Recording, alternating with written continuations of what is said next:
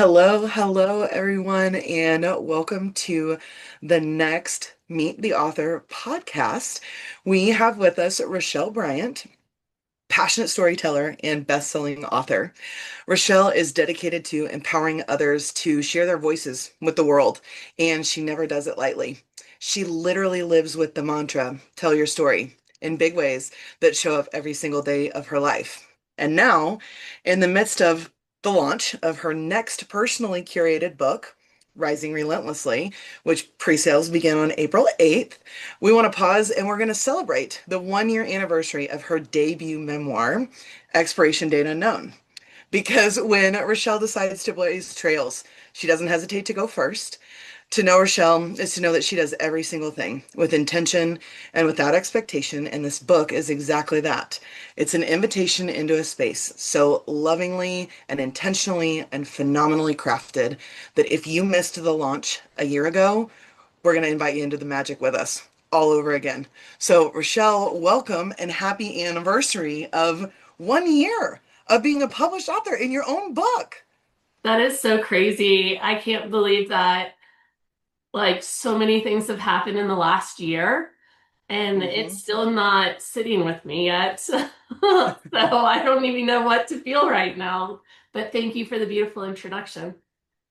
Yeah, well, we're really glad to have you here. And I know that, people when they view an author's journey, when they see the steps that somebody takes, you do a phenomenal job of really like letting people into the process. And we're going to talk a lot about process, but one of the things that I feel like people tend to focus on, right, is like, well, how big did it get? What did it do? And Expiration Date Unknown hit number one in quite a few of your Amazon categories. But I was just wondering, when you think back, like what did hitting number one feel like in your body?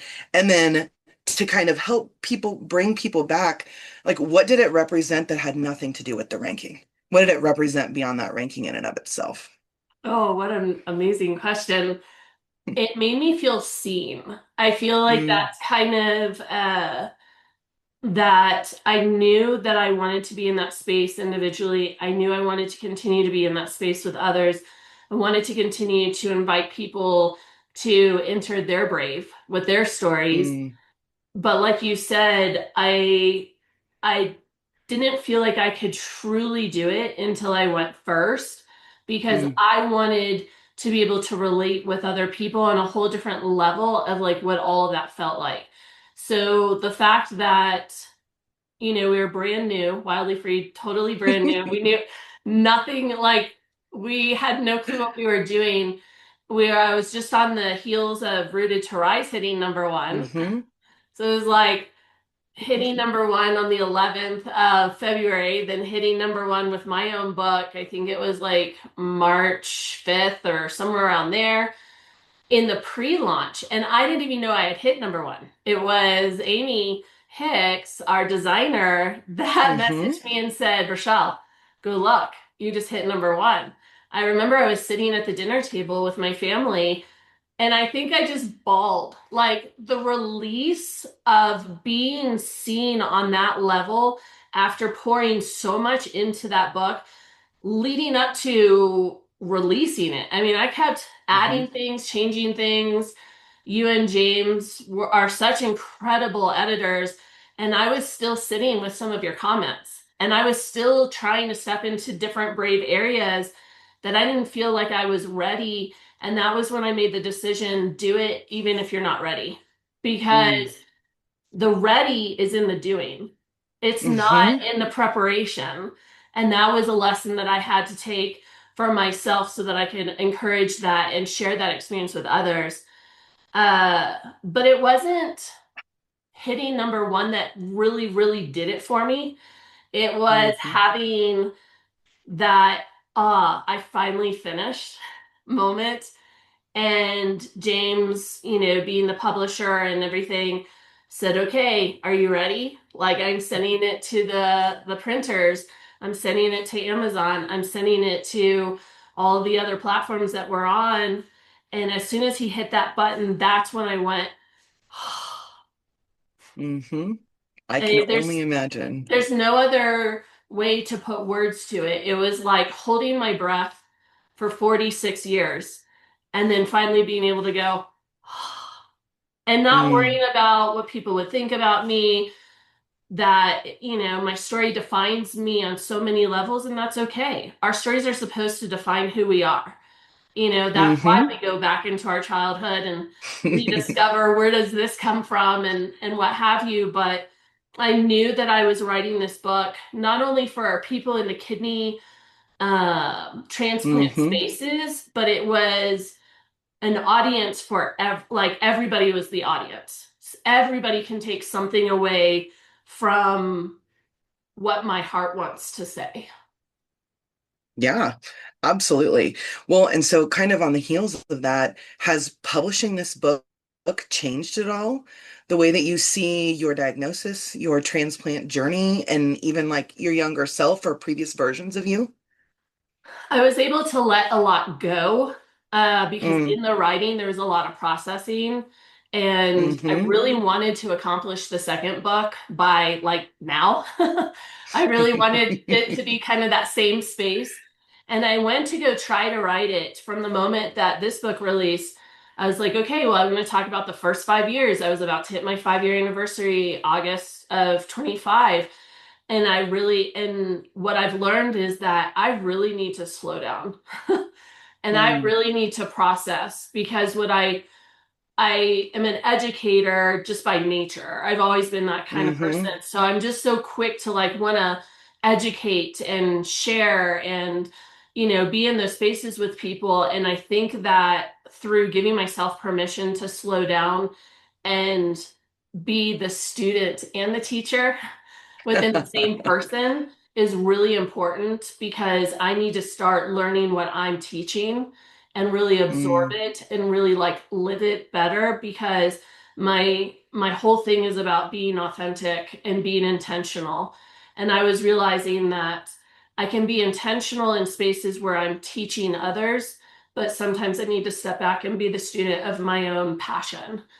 So, yeah. Oh, I love the way you said that, being a student of your own passion. So, kind of when you think along those same lines, I remember watching you leading up to it. I remember being with you kind of like just in the craziness of launch, like the weeks leading up to a book launch are just absolute, madness. There are highs, there are lows, there are, a lot of that, and then it hits.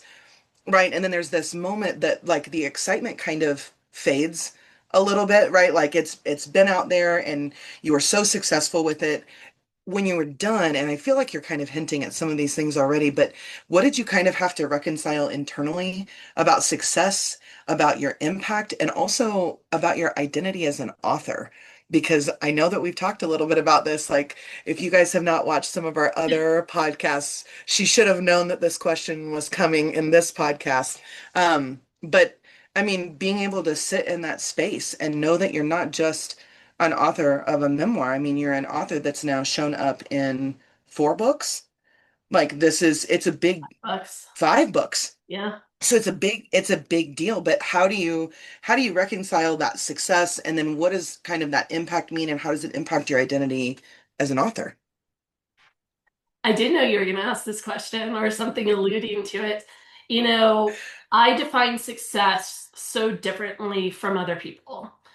I Mm-hmm. do not define success as something that's truly tangibly measurable, like through dollars or through numbers, though I am a huge math person. I'm a math tutor on top of everything else. So you would think, I guess there's that duality. Success is first and foremost how it made me feel. How did it make me Mm-hmm. feel to put my lived experiences out there so that somebody could say me too? Whether it Mm-hmm. was a kidney transplant, whether it was my relationship with my parents, whether it was the processing of like not feeling enough because I was going to die anyways. Like, Mm-hmm. and then something shifted in October of 25. I had had my 5 year anniversary.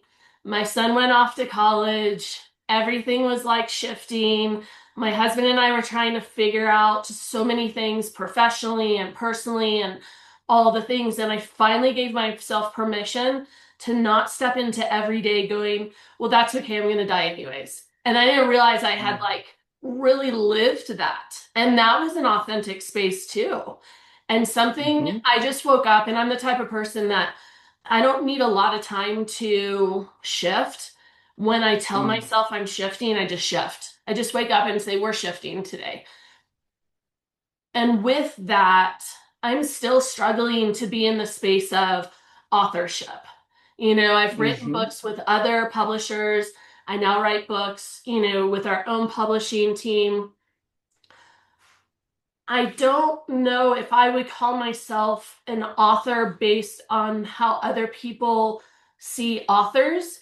And I think that that speaks a lot to what we're doing publishing wise, Mm-hmm. because publishing or publisher doesn't have the same definition, doesn't have the same viewpoint, doesn't have the same heart behind it, doesn't have the same I and I think that that's where the parallel comes from. Because I'm a different publisher, because we're a different publishing team, I'm not what a lot of people see as an author. And when you tell Mm-hmm. people like, "Oh, I'm an author of, this book or that book or what have you," there's a lot of gaps of understanding of what that means.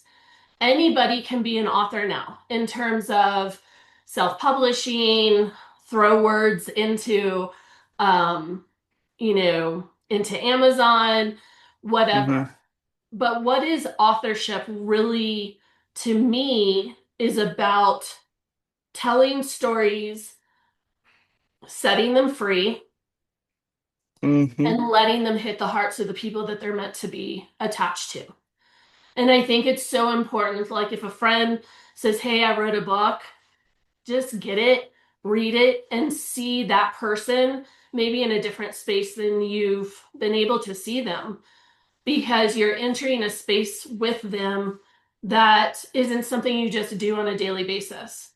Right. They're crafting their words intentionally, and you get to see people for different things. So many people are hooked on like certain genres, like, oh, this isn't Mm-hmm. something I would typically pick up. Those are the books you need to be picking up. Those are the books that in my later life I've been seeking, because I want to know different. I know what Mm-hmm. to expect, but to expect the unexpected is such a gift you can give to yourself. It really is. And kind of on the heels of that, I mean, I think, Amy Hicks, our designer, did such a phenomenal job, like embracing the message of this book in your cover design. That is one of her just very unique and profound talents, because she takes it and then it just like births this incredible, oh, there it is, this incredible cover, right?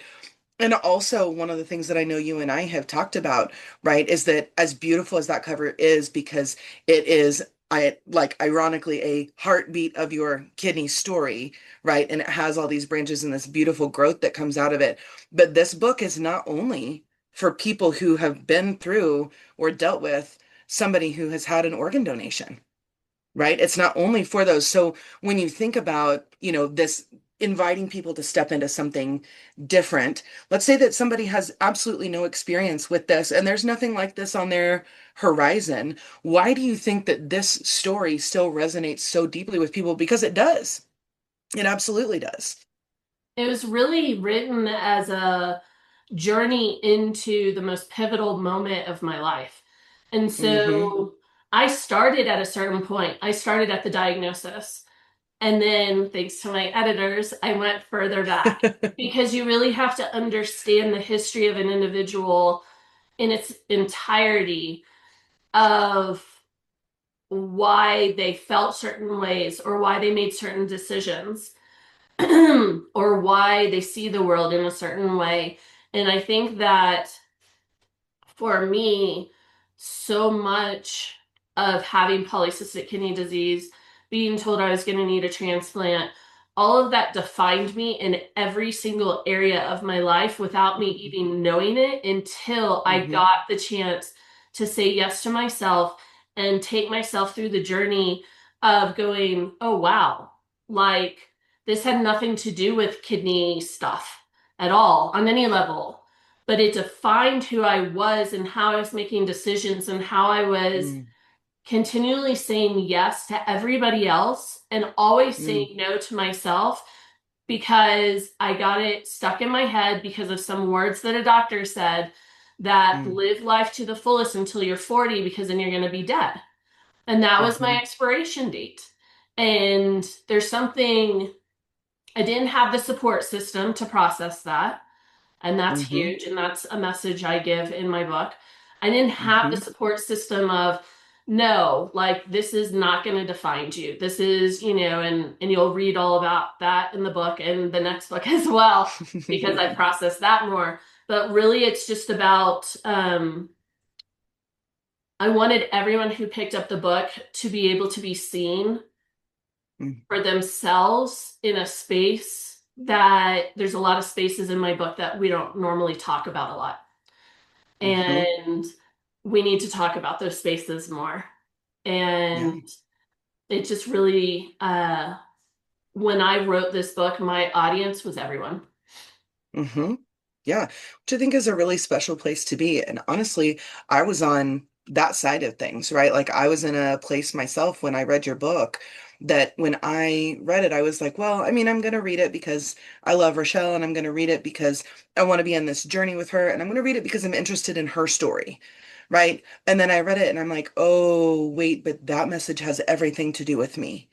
Oh, wait, but I am seeing myself in this. Like, I didn't, gosh, it's like making me emotional just thinking about it.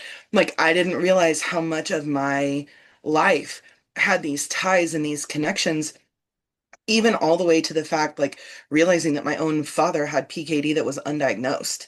Like I didn't, you don't, sometimes we don't know what we don't know, right? And there were paths that it led me down in terms of my own worthiness, in terms of my own, and I would encourage that anybody out there who has not had a chance to pick up this book, like you said, it's even more than just like choosing something different. You do an amazing job as an author of holding up mirrors for the rest of us. And so stepping into a space with your book like Expiration Date Unknown, even the title itself, even though that was something that you personally were grappling with throughout all those, 40 years and up to this year, even. But that's something that is a part of all of us. Right. And so I don't know, it just is a deeply human, deeply resonant story that will pull on anybody who picks up this book. And so you did mention that you're already thinking about your next book. And so I was just curious, kind of on the heels of knowing what this book is doing, what themes or questions are you kind of realizing might have a space in your next book in this series? You know, the main theme is being on the other side Mm-hmm. of narratives that were never meant for me. Mm, And that's the huge central message that we create narratives out of survival. We create narratives out of, what's easy or whatever our path is. And I really want people to take away from book two that even though the narrative was written, we mm. have erasers for a reason. And coming out and being truly on the other side. I thought I was on the other side when I wrote this book. I had just begun after Mm-hmm. writing this book. I was just beginning to give myself permission to dive deep and erase the narratives that I had written out of survival. Mm, And I'm really feeling how it's affecting me in all areas of who I am. I mean, I feel like I showed up differently with the authors of Rising Relentlessly than with mm, Rooted to Rise because they were writing their chapters while I was writing in my head new narratives. And mm-hmm. I just want to really live out the authenticity of the heart of life Mm, and show up intentionally in the spaces that we feel like we're on, like, oh, that's resolved. Like I can move on, but then it creeps up. and we have to really get to the root of it. And that's why I love putting roots on a lot of our covers and why I put roots onto this one because I knew that I was creating new roots for Mm, my truth. And bottom line, we never know, when our expiration date is. mm-hmm, I've lost people as a child, mm-hmm, people in their 20s, 30s, for all the ages. We come into this life expecting, this is what I'm going to do. I'm going to go to school. I'm going to do this. I'm going to da da da da da. And when life throws us a curveball and it doesn't fit our timeline and it doesn't fit our expectations or maybe the expectations other people put onto us, we are forced to rewrite those narratives. But what mm-hmm, if we gave ourselves permission to rewrite the narratives in the quiet times, in the peaceful times, in the times where we know that we need to hold that mirror up to ourselves and we mm-hmm. need to face it. And it doesn't need to always be in crisis. We can be proactive and not just reactive. Hmm. I love the way that you said that.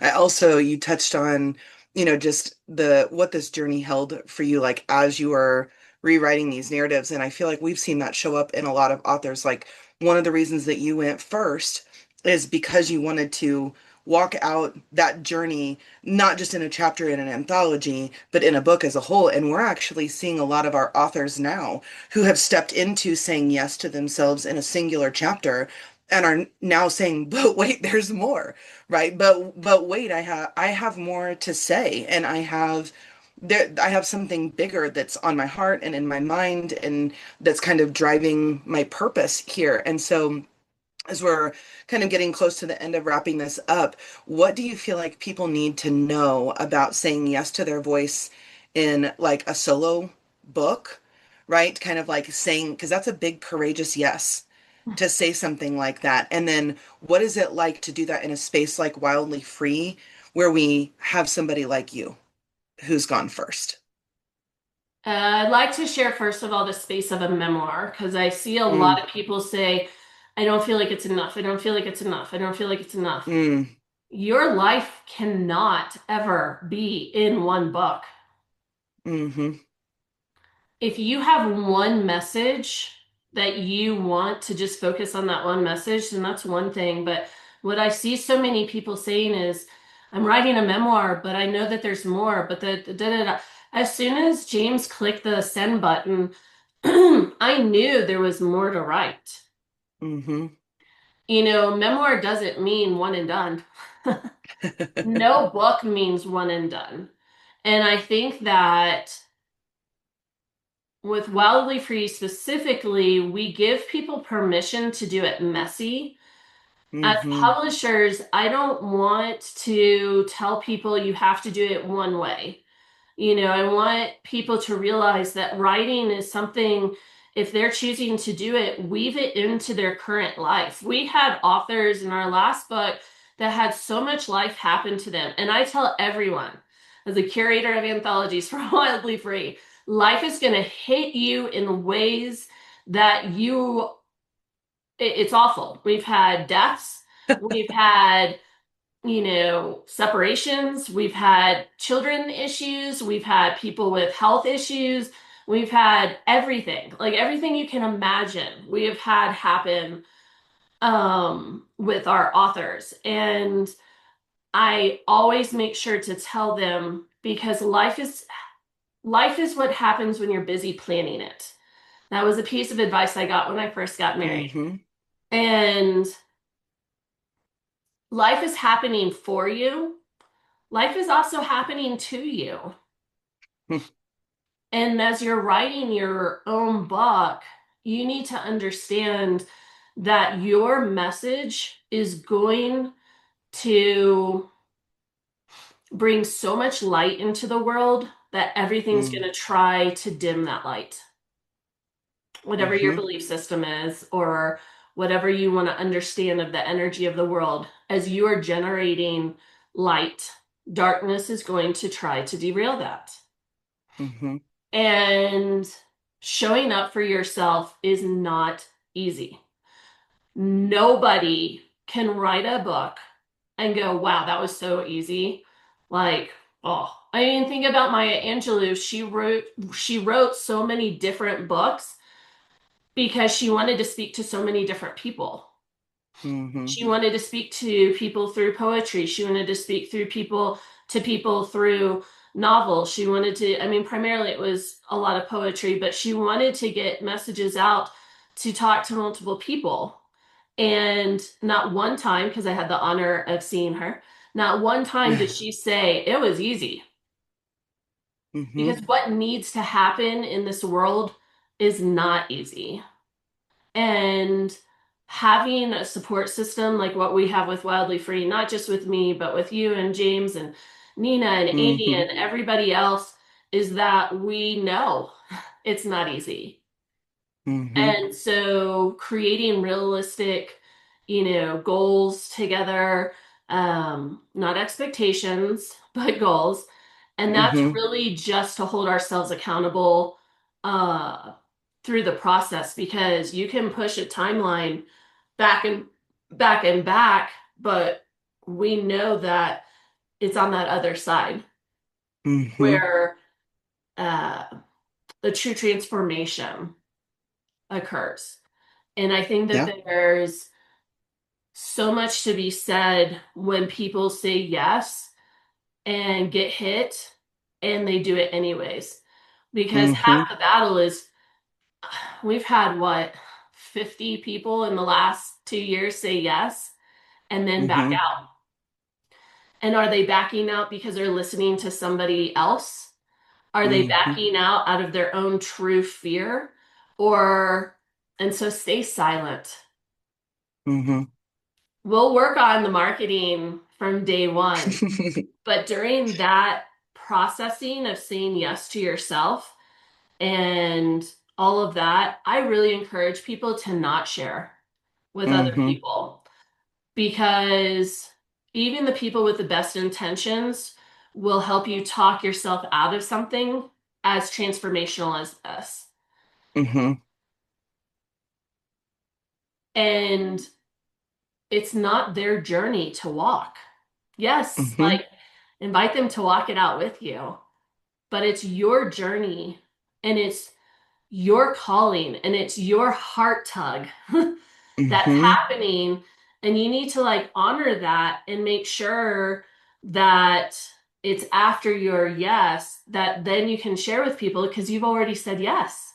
Mm-hmm. Yeah. One of my favorite quotes is that don't expect everybody else to have the same prescription for your vision. Mm, Right. And so it's like, we're not going to, we obviously are going to celebrate all of these things and did and do, but I know all the authors that have said yes and kept their yes have been really glad that they did, even when it got really hard, which again, we don't make any false claims about how easy this is going to be. And if anybody is kind of out there and is on the fence about something like this, I would also invite you to really be following closely with Wildly Free, because one of the beautiful things about this space is because we walk these journeys so closely with our authors, we are continuing to create more and more things, more and more offerings that allow us to walk with you. Right. And so I would just invite you to make sure that you're checking back and seeing some of the things that we have if you're not yet ready to say yes to a full book, but are maybe interested in some other things. So make sure to do that.